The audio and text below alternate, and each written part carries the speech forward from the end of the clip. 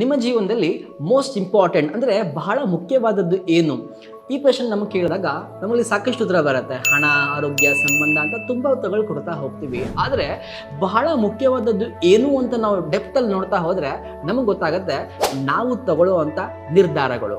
ಹೇಗೆ ಸಾಧ್ಯ ಇದು ಅಂತ ಹೇಳಿದ್ರೆ, ಜಸ್ಟ್ ನಾವು ಯೋಚನೆ ಮಾಡೋಣ.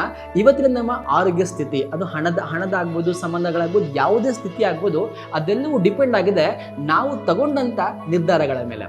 ಹಾಗಾದರೆ ನಾವು ತಗೊಳ್ಳುವಂಥ ನಿರ್ಧಾರಗಳು ಯಾವುದ್ರ ಬೇಸ್ ಮೇಲೆ ಇರುತ್ತೆ ಅಂತ ಹೇಳಿದ್ರೆ, ನನ್ನ ಭಾವನೆಗಳ ಬೇಸ್ ಮೇಲೆ ಇರುತ್ತೆ.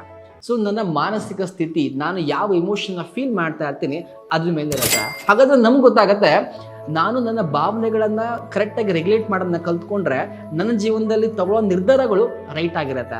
ಅದು ರೈಟ್ ಆಗಿದ್ರೆ ನನ್ನ ಜೀವನದಲ್ಲಿ ಎಲ್ಲ ಏರಿಯಲ್ಲೂ ಕೂಡ ನಾನು ಬೆಳೀತಾ ಹೋಗ್ಬೋದು. ಸೊ ಇಲ್ಲಿ ಗೊತ್ತಾಗತ್ತೆ ನಮಗೆ ಬಹಳ ಮುಖ್ಯವಾದದ್ದು ಏನು ಅಂದರೆ, ನಮ್ಮ ಭಾವನೆಗಳನ್ನು ಕರೆಕ್ಟಾಗಿ ರೆಗ್ಯುಲೇಟ್ ಮಾಡೋದಕ್ಕೆ ಕಲಿಬೇಕಾದಂಥ ಸ್ಕಿಲ್.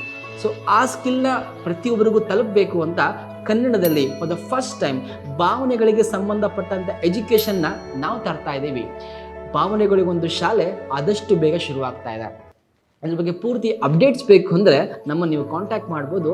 ಹಾಗೆ ನಿಮ್ಮ ಜೀವನದಲ್ಲಿ ಈ ಭಾವನೆಗಳಿಗೆ ಸಂಬಂಧಪಟ್ಟಂಥ ಎಜುಕೇಷನ್ ನಿಮಗೆ ಬೇಕು ಅನ್ಸುತ್ತಾ? ಬೇಕು ಅಂತ ಹೇಳಿದ್ರೆ ಯಾಕೆ ಬೇಕು ಅಂತ ಅನ್ಸುತ್ತೆ ಅನ್ನೋದನ್ನ ಕಮೆಂಟ್ ಮಾಡಿ. Thank you.